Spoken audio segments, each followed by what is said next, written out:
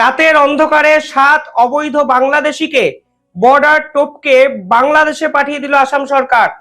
এবং এবার অবৈধ বাংলাদেশি ইস্যুতে আসাম সরকার একের পর এক যে পদক্ষেপ নিচ্ছে তা কিন্তু রীতিমতো মোহাম্মদ ইউনূসকে কাঁপিয়ে দেওয়ার জন্য যথেষ্ট। এবং কালকে যে খবর সামনে আসছে, বিজিপি অর্থাৎ বাংলাদেশের বর্ডার গার্ড অফ বাংলাদেশ প্রবল আপত্তি জানিয়েছিল, কিন্তু আসাম সরকার কোনো রেয়াত করেনি। উল্টে তারা স্পষ্টভাবে বুঝিয়ে দিয়েছে যারা বাংলাদেশি তাদের এদেশে অন্তত অবৈধভাবে থাকার কোনো অধিকার নেই, সুযোগ নেই। এবং তারপর আসামের মুখ্যমন্ত্রী হেমন্ত বিশ্ব শর্মা একটি টুইট করেন এবং টুইটটায় তিনি মজার ঢঙে বুঝিয়ে দিয়েছেন যে ভারত চাইলে ভারত কি করতে পারে। রাত 12টা 15 সে সময় তিনি টুইটে লিখেছেন যে 7 জন অবৈধ বাংলাদেশিকে আমরা গেট নাম্বার 39 দিয়ে স্মুথ প্রসেসে বাংলাদেশে পাঠিয়ে দিয়েছি এবং kudos to our security forces. কুর্নিশ জানাচ্ছি আমি সিকিউরিটি ফোর্সকে যে তারা ফাস্ট অ্যান্ড ফিউরিয়াস প্রসেসে এই কাজটি কমপ্লিট করেছে, ঠিক যেমন সানি দেওয়াল করে। অর্থাৎ বর্ডার ছবির একটা প্রসঙ্গ তিনি টেনে এনেছেন। সানি দেওয়াল সেখানে অভিনেতা হিসাবে ছিলেন, আপনারা জানেন। এবং সব মিলিয়ে মজাদার অথচ কত সিরিয়াস একটা কাজকে আজকে আসাম সরকার করেছে এবং দেশের সিকিউরিটির জন্য যে কতটা ইম্পর্টেন্ট এই পদক্ষেপ তা কিন্তু আসাম সরকার বারংবার বুঝিয়ে দিচ্ছে। আপনারা জানেন ইতিমধ্যে এই বাংলাদেশি অবৈধ বাংলাদেশিকে নিয়ে আসাম সরকার 75 বছর পর একটি আইনকে ইমপ্লিমেন্ট করেছিলেন এবং তারপর বিভিন্ন সংগঠন মানবাধিকারের প্রশ্ন তুলেছিল, কোর্টে মামলা হয়েছিল এবং সমস্ত কিছুকে সামলেও আসাম সরকার বুঝিয়ে দিলেন হু ইজ দ্য বস। কে আসামে থাকবে, কে ভারতে থাকবে তা ভারত সরকার ঠিক করবে, তা ভারত সরকারের সংবিধান আইন ঠিক করবে। এটা মোহাম্মদ ইউনূস ঠিক করে দিতে পারে না।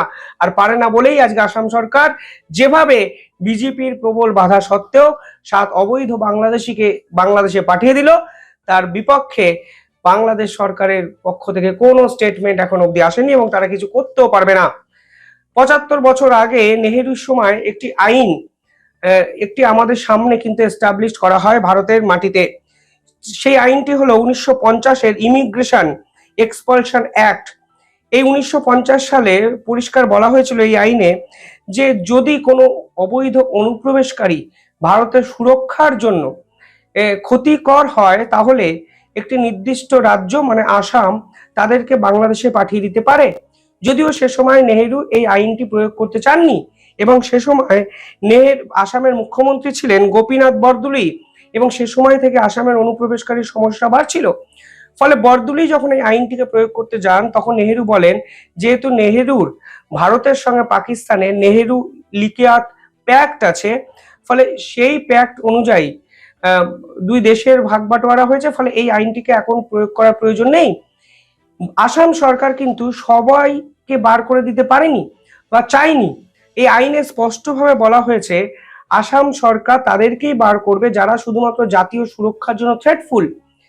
তারা যদি ও দেশে ধর্মীয় মেরুকরণের জন্য এদেশে চলে আসে তাহলে আসাম সরকার বার করবে না, এই আইন তাকে প্রশ্রয় দেয় না। যদিও দাঙ্গার জন্য চলে আসে এই আইন তাকে বলেছে সুরক্ষা দেবে, সেফগার্ড করবে। যদি গোষ্ঠীদ্বন্দ্ব বা বিভিন্ন রকম অসামাজিক অত্যাচারের জন্য চলে আসে তাহলেও আসাম সরকার তাদেরকে সুরক্ষা দেবে। কিন্তু তারা যদি এদেশে এসে আমাদের জাতীয় সুরক্ষার সঙ্গে ছেলেখেলা করে তাহলে এই আইন তাকে কোনো প্রোটেকশন দেবে না।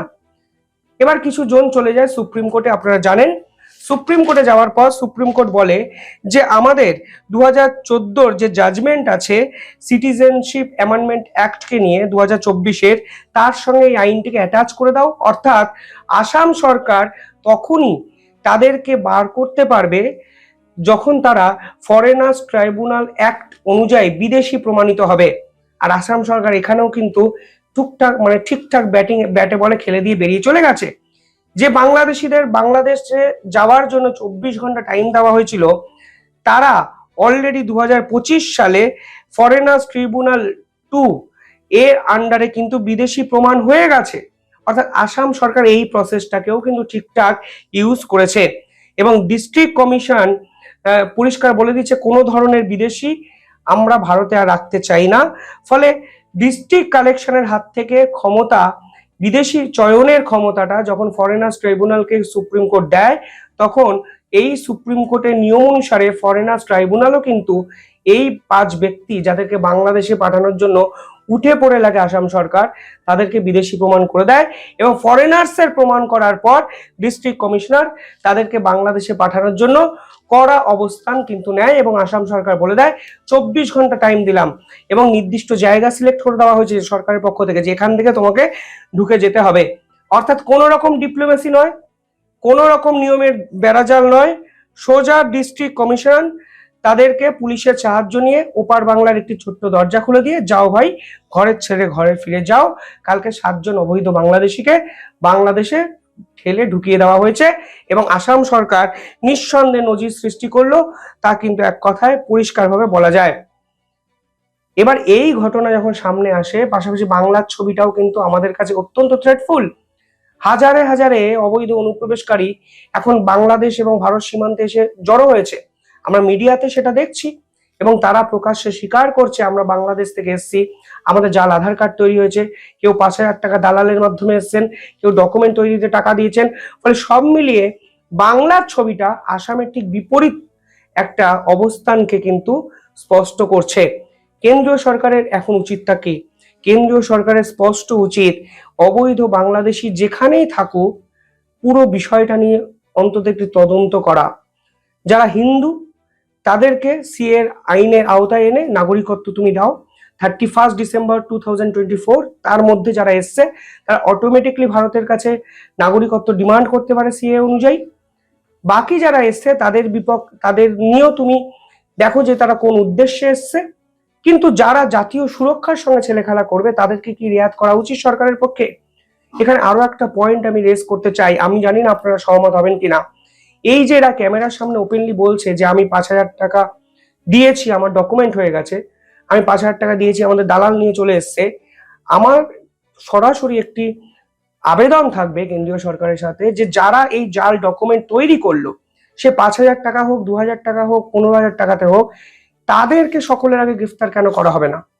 যারা দিনের পর দিন ফলস ভারতের নাগরিকত্বের ডকুমেন্ট তৈরি করে দিল এদের, যারা এদের ভোটার কার্ড থেকে আধার কার্ড সমস্ত কিছু তৈরি করে দিতে সাহায্য করলো, তাদের বিপক্ষে কোনো ব্যবস্থা হবে না কেন?